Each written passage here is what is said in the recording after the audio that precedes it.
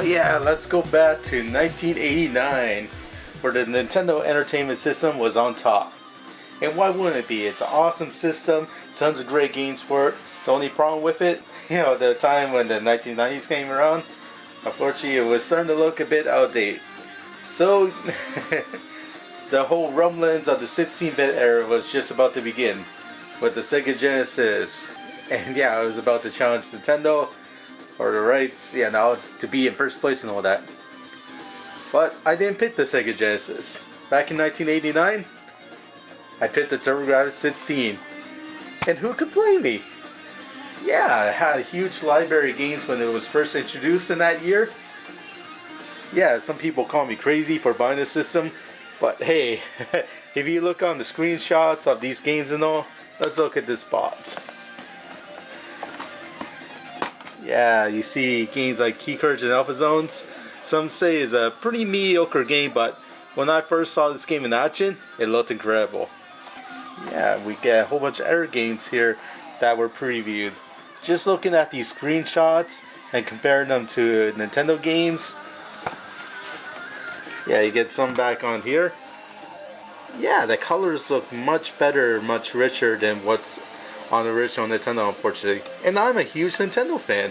I love this system, but hey, it was time to move on, try something new, and the TurboGrafx-16 was a perfect fit for me. Yeah, and you can tell that these are early TurboGrafx-16 releases with the all orange and black labels on them. Later releases like Bont's Adventure, which came out in the summer of 1990, would look like this. And that's what it would look like from there on out when the TurboGrafx-16 kicked the bucket. Well, yeah, some games like Magical Chase and Bonk Free only came in like Seafood Trace, but you get my point. Let's take a look at some of these games. Yeah, here's the packing game, which you got in the Turbo. Yeah, Key Courage and Alpha Zones. Yeah, Dungeon Explorer, Giant Warrior, Blazing Lasers. Yeah, Vigilante, R-Type, Power Golf, Galaga 90, Motor Roller, Dragon Spirit, World Class Baseball, World Core Tennis.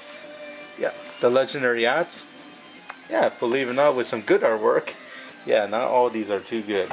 Yeah, Pac-Land and Victory Run. Oh yeah. And I got two here that are factory sealed. Fantasy Zone, terrible artwork, and Alien Crush. So you get a wide array of games, pinball, action, arcade, sports. It's all here. And that's what drew me to TurboGrafx-16. That's what made me, bug my parents to get me this system. Yeah, with a lineup like this, it didn't look too bad. In fact, the TurboGrafx-16 future was looking pretty bright, especially with all this support. Now, there are also some ones here that were released out in 1990 or maybe late 89 that also have some orange labels. Yeah, Deep Blue.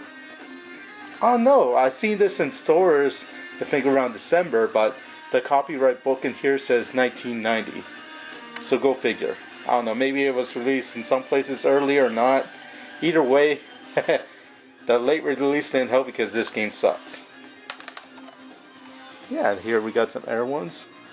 Taking It to the Hoop, which is also another one I think was released a little bit early in some places and later in others. Yeah.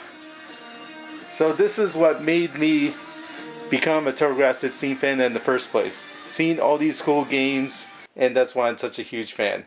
Yeah, and I just wanted to take a look back and show you how awesome this machine was back then, in that day and the era. Okay, this is Star Soldier, over and out.